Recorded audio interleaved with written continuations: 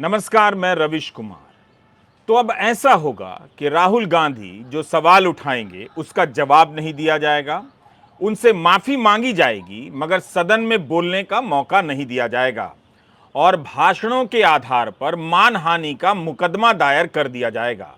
विपक्ष से लड़ने का ये अच्छा तरीका मिल गया है। राम की राजनीति करने वाले राम की मर्यादा की राजनीति करना भूल गए लगते हैं। राम की मर्यादा का जिक्र इसलिए किया कि कोर्ट के बाहर राहुल के खिलाफ मुकदमा करने वाले पुरनेश मोदी के समर्थक जय श्री राम के नारे लगाते सुने गए हैं, ऐसा दैनिक भास्कर ने लिखा है। क्या वाकई यह राम की मर्यादा के अनुकूल है? अगर है तो क्या यही पैमाना उन नेताओं पर लागू हो सकता है जिन्होंने कपड़ों के आधार पर करोड़ों की आबादी को निशाना बनाया था? अगर यही पैमाना उस नेता पर लागू कर दिया जाए जिसने एक कानून का विरोध करने वालों को गोली मारने के नारे लगवाए थे, अगर यही पैमाना उस नेता पर लागू कर दिया जाए जिसने एक मोहल्ले के लोगों को करंट लगाने की बात कही थी ईवीएम मशीन दबाकर, तो आज संसद ही नहीं सरकार भी खाली हो जाएगी। सूरत की जिला अदालत ने एक भाषण को लेकर राहुल गांधी को 2 साल की सजा दी है। बीजेपी इस फैसले का बढ़ चढ़कर स्वागत कर रही है। इसलिए राहुल गांधी के फैसले और इस पर आई प्रतिक्रिया पर आने से पहले उस भाषण की याद जरूरी है जिसमें केंद्रीय मंत्री पर गोली मारने के नारे लगवाने के आरोप लगे थे। एक समुदाय के प्रति लोगों को उकसाने का आरोप बीजेपी के एक सांसद पर लगा था। सीपीएम नेता वृंदा करात की याचिका पर दिल्ली हाई कोर्ट ने क्या कहा, इसे याद कर लेना जरूरी है। तभी राहुल गांधी के मामले में आगे बढ़ने की हम कोशिश करेंगे। आज बीजेपी अदालत के इस फैसले को भूल जाना चाहेगी, लेकिन उस वक्त दिल्ली हाई कोर्ट ने जो कहा आप बीजेपी को याद दिला सकते हैं, क्योंकि दांव पर बीजेपी नहीं है, दांव पर लोकतंत्र है। अगर आप भूल गए हों तो पहले आप इस हिस्से को सुनिए। 2019 के साल के आखिरी महीनों में शाहीन बाग में आंदोलन चल रहा था। बीजेपी के नेता उस आंदोलन को तरह तरह से निशाना बना रहे थे। केंद्रीय मंत्री अनुराग ठाकुर और बीजेपी के सांसद परवेश वर्मा के भाषणों की उस वक्त काफी आलोचना हुई कि न केवल भड़काऊ हैं बल्कि भीड़ को हिंसा के लिए उकसाते हैं। यह मामला दिल्ली हाई कोर्ट में सुना गया। दिल्ली हाई कोर्ट में बहस चली और इस मांग को खारिज कर दिया गया। उस समय की मीडिया रिपोर्ट उठाकर देखिए। अदालत ने कहा कि अगर यह बात हंसकर कही गई है तो कोई अपराध नहीं बनता। कोर्ट की एक एक बात आज याद कीजिए। चुनावों के समय, यह दिल्ली हाई कोर्ट के जज का कहना है, चुनावों के समय जो भाषण दिए जाते हैं वो सामान्य समय से अलग होते हैं। कई बार माहौल बनाने के लिए कुछ कह दिया जाता है मगर वैसी मंशा नहीं होती है। जस्टिस चंद्रधारी सिंह ने कहा कि अगर कोई बात मुस्कुरा के कह दी जाए तो कोई अपराध नहीं होता, लेकिन अगर कोई बात आक्रामक तरीके से कही जाए तो आपराधिक मामला बन भी सकता है। चुनावों के समय नेताओं के बारे में बहुत कुछ कहते हैं, वह भी गलत है, लेकिन हम उनके एक्ट में यानी कार्रवाई में आपराधिक तत्वों को देखना चाहेंगे। अदालत ने कहा कि अगर ऐसा होने लग जाए तो चुनावों के दौरान सभी नेताओं के खिलाफ हजारों एफआईआर दर्ज हो जाएगी।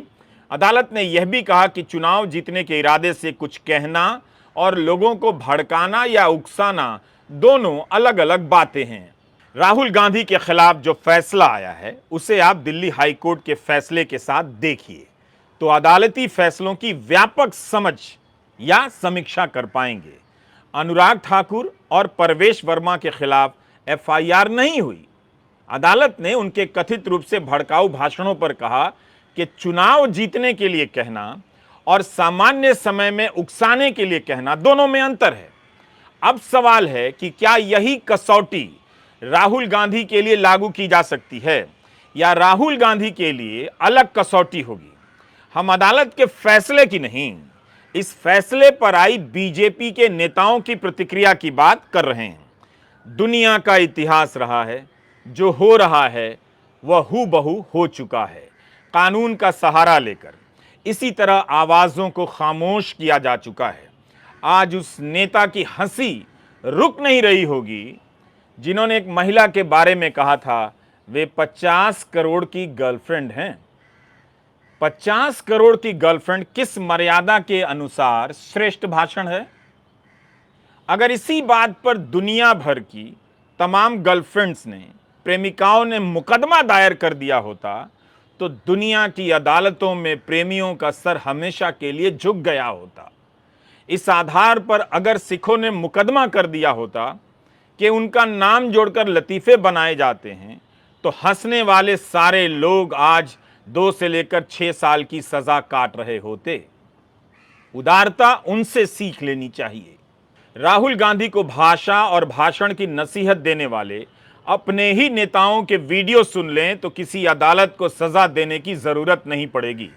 सूरत पश्चिम के बीजेपी के विधायक और गुजरात के पूर्व पर्यटन मंत्री ने मुकदमा किया। 2019 में कर्नाटका के कोलार में राहुल गांधी भाषण दे रहे थे। मैं उनके ही शब्दों को दोहरा रहा हूं। राहुल ने कहा कि 30,000 करोड़ आपकी जेब से निकालकर उसकी जेब में मेहुल चौकसी, ललित मोदी। अच्छा, एक छोटा सा सवाल, सब चोरों के नाम मोदी मोदी मोदी कैसे हैं? नीरव मोदी, ललित मोदी, नरेंद्र मोदी, और अभी थोड़ा ढूंढेंगे तो और बहुत सारे मोदी निकलेंगे। Chief judicial magistrate H Verma ने राहुल गांधी को 2 साल की सजा सुनाई है, 15,000 का जुर्माना लगाया है। सूरत जिला कोर्ट के chief judicial magistrate H Verma ने आईपीसी की धारा 499 और 500 के तहत उन्हें सजा दी है। साथ ही बेल देते हुए 30 दिनों के लिए सजा स्थगित भी कर दी ताकि वे उच्च न्यायालय में अपील कर सकें। दैनिक भास्कर में बीजेपी विधायक पूर्णेश मोदी का बयान छपा है। उनका कहना था कि राहुल गांधी ने हमारे समाज को चोर कहा। चुनावी सभा में हमारे खिलाफ आरोप लगाए गए जिससे हमारी और समाज की भावनाओं को ठेस पहुंची है। इसी के चलते हम इस मामले को कोर्ट में लेकर आए। राहुल गांधी के वकील ने दलील दी कि पूर्णेश मोदी को इस मामले में पीड़ित पक्ष के रूप में शिकायतकर्ता नहीं होना चाहिए था, क्योंकि राहुल गांधी के अधिकांश भाषणों में प्रधानमंत्री को निशाना बनाया गया था, ना कि पूर्णेश मोदी को। आप भी सोचिए, क्या यह इतना बड़ा बयान है कि किसी सांसद को 2 साल के लिए जेल में डाल दिया जाए? अगर यही होता रहा तो हर भाषण के बाद मुकदमे होने लगेंगे। कांग्रेस की विधवा प्रधानमंत्री ने किसे कहा था? क्या इससे अपने जीवन साथी को खो देने वाली औरतें अदालत चली गई थीं? क्या इसके लिए राजनाथ सिंह ने प्रधानमंत्री मोदी को कोई नसीहत दी थी, जो आज उन्होंने राहुल गांधी के लिए कहा है? एएनआई न्यूज एजेंसी से राजनाथ सिंह ने कहा कि मैं इतना ही कहना चाहूंगा कि राहुल गांधी जी को यह स्वीकार करना चाहिए कि शब्दों की चोट शस्त्रों की चोट से ज्यादा गहरी और पीड़ादायी होती है, और शब्द जब अनर्गल और झूठे हों तब तो चोट और गहरी और कष्टदायी हो जाती है। क्योंकि हमारी कानून व्यवस्था में अनर्गल बेतुके आरोप लगाने वालों पर सजा का सीधा प्रावधान है, और मुझे विश्वास है कि न्यायिक आदेश से सीख लेते हुए हम सभी को यह सुनिश्चित करना चाहिए कि सार्वजनिक जीवन में शब्दों की मर्यादा किसी भी सूरत में टूटने ना पाए। अगर राजनाथ सिंह की बात मान ली जाए तो मैं अभी आपको एक फहरिस्त देता हूं, जहां की शब्दों की चोट राहुल गांधी के शब्दों से 100 गुना ज़्यादा है राजनाथ सिंह के हर कॉलीग द्वारा, जो उन्होंने अनदेखी की है, अनसुनी की है, जो उनको सुनाई भी नहीं देती, दिखती भी नहीं। आप भी उस फहरिस्त को जानते हैं, लिस्ट को जानते हैं। तो ये जो एक तरफा कमेंट है वो गलत है। राहुल गांधी अपने सभी कानूनी अधिकार का उपयोग करेंगे। रक्षा मंत्री को बताना चाहिए कि इस आदेश से सबक लेने वाले हम सभी में कौन कौन है। क्या राहुल गांधी अकेले हैं, या वे भी हैं जो गोली मारने के नारे लगवा रहे थे? क्या वे भी हैं जो कांग्रेस की विधवा कह रहे थे और 50 करोड़ की गर्लफ्रेंड का बयान दे रहे थे? क्या वो हैं? क्या इन बातों की आलोचना राजनीतिक स्तर पर होगी या अदालतों में मुकदमों के द्वारा? सवाल आपके सामने ये है। शाह और शहंशाह को एक ऐसा हिंदुस्तान चाहिए जिसमें विपक्ष चुपचाप कोने में पड़ा रहे, जिसमें मीडिया इनकी धुन पर नाचता रहे, जिसमें संस्थाएं इनके इशारे पर खड़ी हों, इनके इशारे पर बैठ जाएं। लेकिन राहुल गांधी इनसे इनका ये ख्वाब पूरा नहीं होने देगा। राहुल गांधी सवाल पूछ रहा है, राहुल गांधी कठिन सवाल पूछ रहा है। राहुल गांधी के सवालों का जवाब न शाह के पास है, न शहनशाह के पास है, न उनके किसी और वजीर के पास है। इसलिए सुबह से शाम तक षड्यंत्र रचते हैं कि कैसे राहुल गांधी की आवाज बंद की जाए, कैसे उसे चुप कराया जाए। राहुल गांधी चुप नहीं होने वाला, राहुल गांधी सवाल उठाता रहेगा। पूरा तंत्र, पूरी सरकार, सारे संसाधन, चरण चुंबक मीडिया, सरकार की सारी एजेंसियां और खुद प्रधानमंत्री मोदी एक अकेले आदमी को चुप कराने में क्यों जुटे हैं? और अगर आपको लगता है कि जिसको चुप कराने की आप कोशिश कर रहे हैं वो चुप हो जाएंगे, तो आप मुगालते में हैं। जिसको चुप कराने की आप कोशिश कर रहे हैं उनका नाम राहुल गांधी, और गांधी डरते नहीं हैं। वो सत्य की लड़ाई पूरी शिद्दत से और ताकत से लड़ेंगे। आप क्यों डरे हुए हैं ये मैं समझती हूं, क्योंकि राहुल गांधी ने आप एक झटके में आपका पूरा मुखौटा बेनकाब कर दिया है। राहुल गांधी जी आपसे अडानी पर सवाल पूछते हैं। वो पूछते हैं कि अडानी के ऊपर बेनामी संपत्ति इस देश में लाने का आरोप है, आप जांच क्यों नहीं कर रहे? वो पूछते हैं शेल कंपनीज का आक्षेप है, आप जांच क्यों नहीं कर रहे? वो पूछते हैं कि एसबीआई और एलआईसी ने अडानी में पैसा क्यों लगाया? वो पूछते हैं कि आपकी विदेश नीति अडानी को कॉन्ट्रैक्ट दिलाने में क्यों लगी हुई थी? वो पूछते हैं कि अडानी को 609 नंबर से दूसरे नंबर तक ले जाने में आपकी भूमिका थी, तो ये रिश्ता क्या है और ये क्या कहलाता है?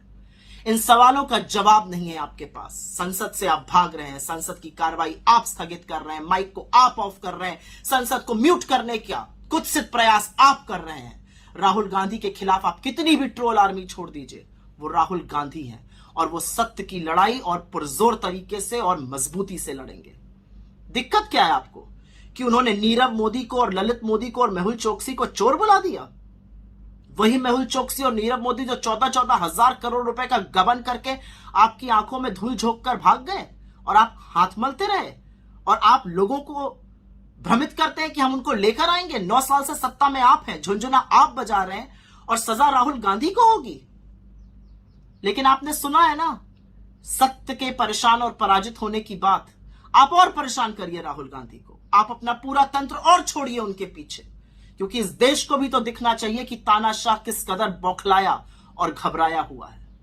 अदालत की सजा अपनी जगह है, उससे कहीं ज्यादा कष्टदायी है फैसले को लेकर आई राजनीतिक प्रतिक्रिया, बीजेपी नेताओं के बयान।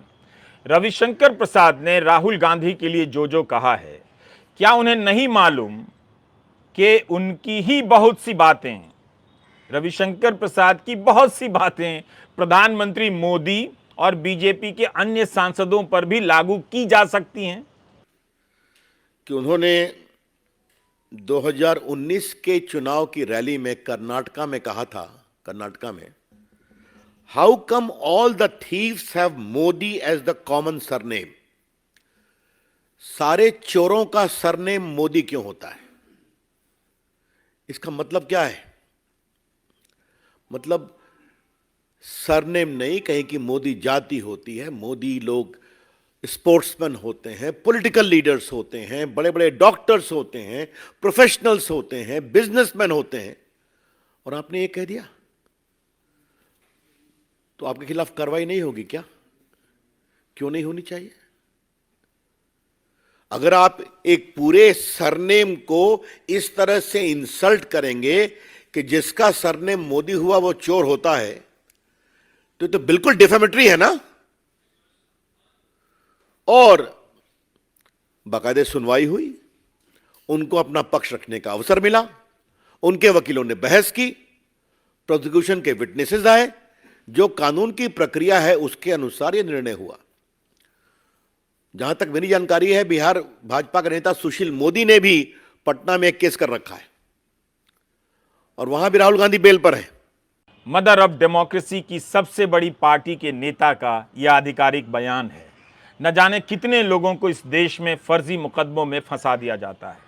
पत्रकारों से लेकर सामाजिक कार्यकर्ताओं के साथ क्या हुआ ये आप जानते हैं। क्या रविशंकर प्रसाद ने कभी प्रेस कॉन्फ्रेंस की? कि कानून का गलत इस्तेमाल नहीं होना चाहिए।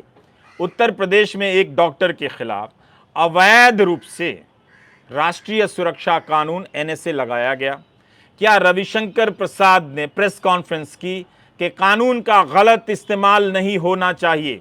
सवाल यह है कि क्या आप देख पा रहे हैं कि कानून का गलत इस्तेमाल भी ठीक और कानून का सही इस्तेमाल भी ठीक, मगर दोनों ही इस्तेमाल केवल सवाल करने वालों और विपक्ष के नेताओं के खिलाफ हो तो दोनों ही ठीक? क्या यह ठीक हो रहा है? मानहानि के मुकदमे का इस्तेमाल कर पत्रकारों को डराया जाता रहा है, लेकिन अब इसके इस्तेमाल से विपक्ष को भी खत्म किया जा रहा है। इसी के साथ कानून मंत्री किरेन रिजिजू का भी बयान देखना चाहिए। उनकी आरंभिक प्रतिक्रिया मैं बताने जा रहा हूं। रिपोर्टरों से बात करते हुए केंद्रीय कानून मंत्री किरेन रिजिजू ने कहा कि मैं कुछ भी कहने से पहले ऑर्डर की कॉपी देखूंगा। राहुल गांधी जो कुछ भी बोलते हैं वो हमेशा कांग्रेस पार्टी और पूरे देश पर गलत असर डालता है। कांग्रेस के कुछ सांसदों ने मुझसे कहा है कि राहुल के रवैये से कांग्रेस को ही नुकसान हो रहा है। यह फैसला एक बयान को लेकर आया है। एक बयान आपको अपराधी की श्रेणी में खड़ा कर सकता है। अगर आप संसद सदस्य हैं तो सदस्यता आपको गंवानी पड़ सकती है। अगर कानून इस तरह से लागू होने लग जाए तो एक कानून एक दिन इसलिए बनाना होगा कि कुछ नेताओं को छोड़ दिया जाए, क्योंकि सारे नेताओं के जेल में जाने से राजनीति खाली हो गई है। राहुल गांधी ने इस फैसले के बाद ट्विटर पर अपनी प्रतिक्रिया दी है। कांग्रेस नेताओं के ट्विटर हैंडल पर डरो मत के पोस्टर जारी किए गए हैं और सबने अपनी प्रोफाइल में डरो मत के पोस्टर लगा लिए हैं। राहुल गांधी ने महात्मा गांधी के कथन को ट्वीट किया कि मेरा धर्म सत्य और अहिंसा पर आधारित है। सत्य मेरा भगवान है, अहिंसा उसे पाने का साधन। कुछ देर बाद उन्होंने एक और ट्वीट किया और लिखा कि भगत सिंह, सुखदेव और राजगुरु को शहीद दिवस पर सादर नमन। सच और हिम्मत का दामन थाम देश के लिए बेखौफ लड़ते जाना भारत मां के इन्हीं वीर सपूतों से सीखा है। इनकलाब जिंदाबाद। कांग्रेस के आधिकारिक हैंडल से ट्वीट किया गया है कि गांधी डरते नहीं। कांग्रेस पार्टी के ट्विटर अकाउंट से राहुल का एक बयान भी ट्वीट किया है। यह वीडियो पुराना है और ट्विटर पर लिखा है, मैं सत्य में विश्वास करता हूं, मैं सत्य के लिए लड़ता हूं, मैं बीजेपी आरएसएस से नहीं डरता और यही बात उन्हें परेशान करती है। कांग्रेस के मीडिया प्रमुख जयराम रमेश ने ट्वीट किया है कि यह न्यू इंडिया है। अन्याय के खिलाफ आवाज उठाओगे तो ईडी, सीबीआई, पुलिस, एफआईआर सबसे लाद दिए जाओगे। राहुल गांधी जी को भी सच बोलने की, तानाशाह के खिलाफ आवाज बुलंद करने की सजा मिल रही है। देश का कानून राहुल गांधी जी को अपील का अवसर देता है, वह इस अधिकार का प्रयोग करेंगे। हम डरने वाले नहीं हैं। जिला कोर्ट में राहुल गांधी ने कहा कि वह भ्रष्टाचार के खिलाफ बोलते रहते हैं, लेकिन जानबूझकर ऐसा कुछ नहीं कहा। उन्होंने जो बात कही उससे किसी को हानि नहीं हुई है तो कम से कम सजा दी जाए। राहुल के वकील ने कहा कि इस पूरी घटना में कोई घायल नहीं हुआ, इससे किसी को कोई नुकसान नहीं पहुंचा है, इसलिए हम किसी प्रकार की दया की याचना नहीं करते हैं। राहुल ने कहा कि वे इस देश के लोगों से प्यार करते हैं, किसी जाति का अपमान करने की कोई मंशा नहीं थी। जज ने कहा कि सुप्रीम कोर्ट की चेतावनी के बाद भी लगता है कि अभियुक्त के व्यवहार में कोई बदलाव नहीं आया है। अभियुक्त सांसद हैं और उनके भाषण का नागरिकों पर व्यापक असर होता है। सोचिए, कपड़े से पहचानने वाले, करंट लगाने वाले, गोली मारने वाले भाषणों का नागरिकों पर कितना असर पड़ता होगा। कांग्रेस की विधवा बोलकर क्या भारत की महिलाओं का सम्मान बढ़ाया गया था? राहुल गांधी के वकील कीर्ति ने कहा कि हम फैसले को ऊंची अदालत में चुनौती देंगे, क्योंकि मोदी नाम से तो कोई समुदाय नहीं है, यहां तक कि शिकायतकर्ता भी मोदी नहीं है। यह कहा है उन्होंने। उनका सरनेम बूट वाला है शायद, जो बाद में बदलकर मोदी कर दिया गया। लेकिन इंडियन एक्सप्रेस में पूर्णेश मोदी का बयान छपा है कि वे मोदवणिक घांची समुदाय से आते हैं, जिसका सरनेम मोदी होता है। राहुल के बयान से उनकी भावना आहत हुई है। अगर इस सजा पर ऊंची अदालत रोक नहीं लगाती है तब राहुल की सदस्यता जा भी सकती है। वे लोकसभा के सांसद नहीं रहेंगे। उन्हें अपील के लिए 3 महीने का वक्त मिलेगा, ऐसा लोक प्रतिनिधित्व अधिनियम 1951 के सेक्शन 8(3) में लिखा है। नंबर 1, मानहानि के विषय में एक सिद्धांत कानून का मूल सिद्धांत है, और वो ये है कि आपको किसी स्पष्ट व्यक्ति या स्पष्ट चीज के विषय में मानहानि करनी चाहिए, आरोपित रूप से कम से कम। आप मानहानि एक मोटे मोटे बड़े बड़े मुद्दे के विषय में नहीं कर सकते, एक ऐसे विषय के बारे में जिसमें स्पष्टता नहीं है, एक व्यक्ति विशेष के विरुद्ध आक्षेप नहीं है, और अगर वो आरोप वेग हैं, ज़्यादा ब्रॉड हैं, बहुत बड़े एक हिस्से को, जनसंख्या को लेते हैं अपने आरोपों में, तो उसको मानहानि नहीं कह सकते। नंबर 2, उससे भी ज़्यादा महत्वपूर्ण, जिस वाक्य के विषय में चुनौती दी गई है कानून द्वारा, उस वाक्य में के विषय में किसी भी उन व्यक्तियों ने कोई भी कंप्लेंट फाइल नहीं की है जिनके संबंध में वो वाक्य कहा गया है। जो भी नाम लिए गए हैं, जो भी चीज़ें कही गई हैं, उनमें से कोई व्यक्ति ने कोई कंप्लेंट फाइल नहीं की। ये भी मानहानि के कानून का एक बहुत अभिन्न अंग है कि जिसकी मानहानि हुई है उसको ही कंप्लेंट फाइल करनी होती है, और उसको बताना होता है कि किस प्रकार अमुक व्यक्ति के कहने से इस व्यक्ति की मानहानि हुई। ये कंप्लेंट उनमें से किसी व्यक्ति द्वारा नहीं है। नंबर 3, जब फौजदारी मुकदमा करते हैं, जो कि किया गया इस केस में, तो एक गलत नीति, द्वेष की भावना सिद्ध करना अति आवश्यक है। कोलार की अगर आप पूरी स्पीच देखेंगे तो वो जनहित के बारे में है, राजनीति के बारे में है, कीमतों की बढ़ोतरी के बारे में है, बेरोजगारी के बारे में है। उसके दौरान अगर ये वाक्य, जिसको आज आपत्तिजनक माना गया है, जिसको भी चुनौती दी जाएगी ऊपरी अदालतों में, तो भी ये नहीं कह सकता कोई भी कि द्वेष की भावना से,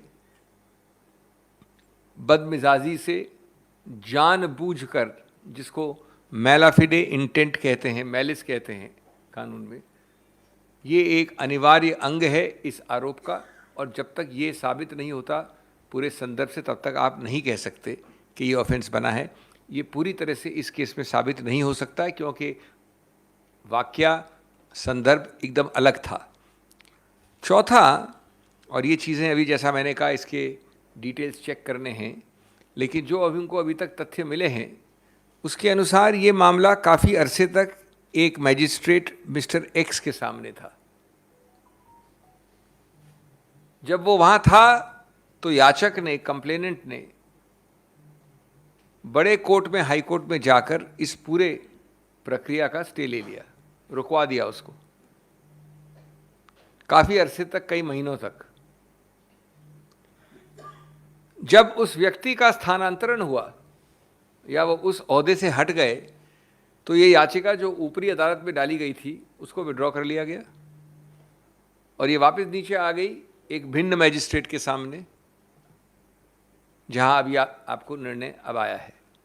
तो इसकी तारीखें, इस प्रक्रिया को भी हम गौर से देखेंगे कि एक ठीक प्रकार से ये न्यायिक प्रक्रिया हुई है कि नहीं। विपक्ष की तरफ से सबसे पहले आम आदमी पार्टी के नेता अरविंद केजरीवाल ने ट्वीट किया और कहा कि अदालत का सम्मान करते हैं मगर इस निर्णय से असहमत हैं। केजरीवाल ने लिखा कि गैर बीजेपी नेताओं और पार्टियों पर मुकदमे करके उन्हें खत्म करने की साजिश हो रही है। हमारे कांग्रेस से मतभेद हैं मगर राहुल गांधी जी को इस तरह मानहानि मुकदमे में फंसाना ठीक नहीं। जनता और विपक्ष का काम है सवाल पूछना। हम अदालत का सम्मान करते हैं पर इस निर्णय से असहमत हैं। अदालत ही अनुमति देती है कि उसके फैसलों की समीक्षा की जाए, आलोचना भी हो सकती है और असहमति भी जाहिर की जा सकती है, बशर्ते आप फैसले के पीछे मंशा की बात ना करें, तब गलत होगा और सजा मिलेगी। असहमति होती है तभी आप ऊंची अदालत में अपील करते हैं। सूरत कोर्ट ने भी ऊंची अदालत में अपील के लिए राहुल गांधी की सजा को 30 दिनों के लिए स्थगित किया है, लेकिन बीजेपी के प्रवक्ता शहजाद पूनावाला उन्होंने केजरीवाल के ट्वीट पर कहा है कि आम आदमी पार्टी का हाथ कांग्रेस के साथ। आज पर्दा हट गया। शहजाद पूनावाला ने कहा कि इससे साफ होता है कि वे अदालत के फैसलों में यकीन नहीं रखते। शहजाद पूनावाला को गृहमंत्री अमित शाह का यह बयान याद रखना चाहिए। अमित शाह ने केरल के सबरीमाला मंदिर पर सुप्रीम कोर्ट के फैसले पर कहा कि अदालत को वही फैसले सुनाने चाहिए जिनका पालन हो सके। उस समय तमाम अखबारों में ये बयान छपा था, आप देख सकते हैं। क्या अमित शाह ने अदालत को चुनौती नहीं दी? यह आलोचना थी या नसीहत थी? अमित शाह ने क्यों नहीं कहा कि सुप्रीम कोर्ट का फैसला लागू होगा मगर हम सहमत नहीं हैं? उसकी जगह क्या उन्होंने ये नहीं कह दिया कि अदालत को वही फैसले सुनाने चाहिए जिनका पालन हो सके? क्या वे सुप्रीम कोर्ट को फैसला लिखने की शर्तें नहीं बता रहे थे, जैसा कि मीडिया रिपोर्ट में उनके बयान के बारे में छपा है? क्या राहुल गांधी का बयान इतना गंभीर है कि एक समुदाय वाकई अपमानित हो गया? लगातार एक समुदाय के खिलाफ, करोड़ों लोगों के समुदाय के खिलाफ धर्म संसद जुटाकर गालियां दी जाती हैं, तब तो प्रधानमंत्री चुप्पी साध लेते हैं। प्रधानमंत्री क्या इस मुद्दे पर बोलेंगे? अदानी समूह पर बोलेंगे? उनका इंतजार है। वे मदर ऑफ डेमोक्रेसी जुमले का इस्तेमाल करते हैं। क्या वे जुमले के लिए इसका इस्तेमाल करते हैं? क्या वे बताएंगे कि मदर ऑफ डेमोक्रेसी ऐसे चल रही है? राहुल गांधी के भाषण को जिस कसौटी पर कसा जा रहा है, क्या प्रधानमंत्री के भाषण को उसी कसौटी पर कसा जा सकता है? तब क्या होगा? क्या प्रधानमंत्री इस पर कुछ कहेंगे? और अब रविशंकर प्रसाद के आधिकारिक बयान के बाद, बीजेपी नेताओं के कई नेताओं के बयान के बाद प्रधानमंत्री के बयान के इंतजार का क्या मतलब रह जाता है? अलग अलग बीजेपी के नेता इस फैसले का स्वागत कर रहे हैं, खुशी जता रहे हैं। एनडीए गवर्नमेंट से मुकाबला करने में राहुल गांधी सक्षम है। आप देखो, अकेला मुकाबला करता रहा वो। लंबी यात्रा निकाली उन्होंने, पूरे देश को उद्वेलित कर दिया कि महंगाई, बेरोजगारी, हिंसा और अमीर गरीब की खाई बढ़ती जा रही है। चारों मुद्दे बहुत महत्वपूर्ण हैं। उस पर तो ध्यान जाता नहीं है मोदी जी का, अमित शाह जी का, एनडीए गवर्नमेंट का, और ध्यान जाता है इनका बदला लेने का। कांग्रेस अध्यक्ष मल्लिकार्जुन खड़गे ने कहा कि हम अदानी मामले में जेपीसी की मांग कर रहे हैं। राजनीतिक दिवालियापन की शिकार मोदी सरकार ईडी, पुलिस भेजती है, राजनीतिक भाषणों पर केस थोपती है। हम हायर कोर्ट में अपील करेंगे। आज फैसले की खबर आते ही जगह जगह कांग्रेस के कार्यकर्ताओं ने प्रदर्शन भी किया। कोलकाता से लेकर महाराष्ट्र में कई जगहों पर प्रदर्शन हुए। इन प्रदर्शनों में राहुल के लिए पोस्टर बनाया गया जिस पर लिखा था फियरलेस वॉरियर और निडर योद्धा। गौतम भाटिया वकील हैं। ऑफेंड, शॉक और disturb, free speech under the Indian constitution और the transformative constitution, a radical biography in 9 acts जैसी किताबें उन्होंने लिखी हैं। उन्होंने ट्वीट किया है कि जब कानून के छात्र को मानहानि के बारे में पढ़ाया जाता है तब एक उदाहरण दिया जाता है। अगर कोई कहता है कि सभी वकील चोर हैं तो इस बात पर कोई वकील मुकदमा नहीं कर सकता जब तक कि वह साबित ना कर दे कि उसे निशाना बनाया गया था। हैरानी की बात है कि इस बुनियादी बात को अनदेखा किया गया लगता है। ये गौतम भाटिया ने अपने ट्वीट में कहा है। अगर कोई व्यक्ति कहे कि दुनिया के सारे वकील चोर हैं और एक वकील होते हुए मैं उसके खिलाफ मुकदमा करूं कि मेरी मानहानि हुई है क्योंकि मैं भी एक वकील हूं, तो ये मुकदमा खारिज कर दिया जाएगा। क्योंकि मानहानि का एक मूल ये है कि व्यक्ति ये दिखा पाए कि उसे चोट पहुंची है। तो ऐसे बहुत बड़े संगठन जैसे हैं, मानो दुनिया के सारे वकील या दुनिया के सारे लोग जिनका नाम भाटिया हो या मोदी हो, तो ऐसे संगठनों के खिलाफ मानहानि नहीं हो सकती। और इस संगठन का भाग होकर मैं ये नहीं कह सकता कि क्योंकि मैं इस संगठन में हूँ कि मेरा नाम भाटिया है या मेरा नाम मोदी है या मैं वकील हूँ तो इसलिए मेरी मानहानि हुई है। वो मेरे खिलाफ कुछ कहना चाहिए। तो इस फैसले की कई स्तर पर समीक्षा होनी है जिसका इशारा गौतम भाटिया अपने बयान में भी कर रहे हैं। एक बार सुप्रीम कोर्ट में मानहानि कानून की धारा 499 और 500 को चुनौती दी गई। मामला था कि 2014 में डॉक्टर सुब्रमण्यन स्वामी ने दिवंगत जयललिता के खिलाफ भ्रष्टाचार का आरोप लगाया। इसके जवाब में तमिलनाडु सरकार ने उनके खिलाफ मानहानि का मुकदमा कर दिया। तब डॉक्टर स्वामी और अन्य नेताओं ने इस कानून की संवैधानिकता को चुनौती दी। आईपीसी 499 और 500 जिनके तहत राहुल गांधी को सजा सुनाई गई है। तब सुप्रीम कोर्ट के जस्टिस दीपक मिश्रा और जस्टिस पीसी पंत की बेंच ने इस कानून को संवैधानिक बताया था। राहुल को इसी धारा के तहत सजा दी गई है। यह आज की खबर है, बार एंड बेंच से हमने ली है। अभिमन्यु हजारिका की रिपोर्ट है। सुप्रीम कोर्ट ने एक फैसले में कहा है कि अगर बिना जरूरत के किसी को जेल भेज रहे हैं तो मजिस्ट्रेट को न्यायिक अकादमी में ट्रेनिंग के लिए भेज देना चाहिए ताकि वे अपनी जानकारियों में और इजाफा कर सकें। कोर्ट ने कहा कि मजिस्ट्रेट को अनावश्यक ही लोगों को जेल नहीं भेजना चाहिए। Justice Sanjay Kishan Kaul, justice A Amanullah, justice Arvind Kumar की बेंच ने यह टिप्पणी की है। बेंच ने कहा है कि ऐसे मजिस्ट्रेट जो लोगों को बिना जरूरत के जेल भेजते हैं उनसे न्यायिक काम छीन लेना चाहिए और ट्रेनिंग के लिए भेज देना चाहिए। सुप्रीम कोर्ट ने कहा कि यह हाईकोर्ट की ड्यूटी बनती है कि अधीनस्थ न्यायपालिका कानून का पालन करे। मजिस्ट्रेट के कोर्ट पर सुप्रीम कोर्ट की यह टिप्पणी सामान्य नहीं है। अनावश्यक जेल भेजने पर कोर्ट को कहना पड़ा, इसका मतलब है कि कुछ ठीक नहीं है, बहुत कुछ ठीक नहीं है।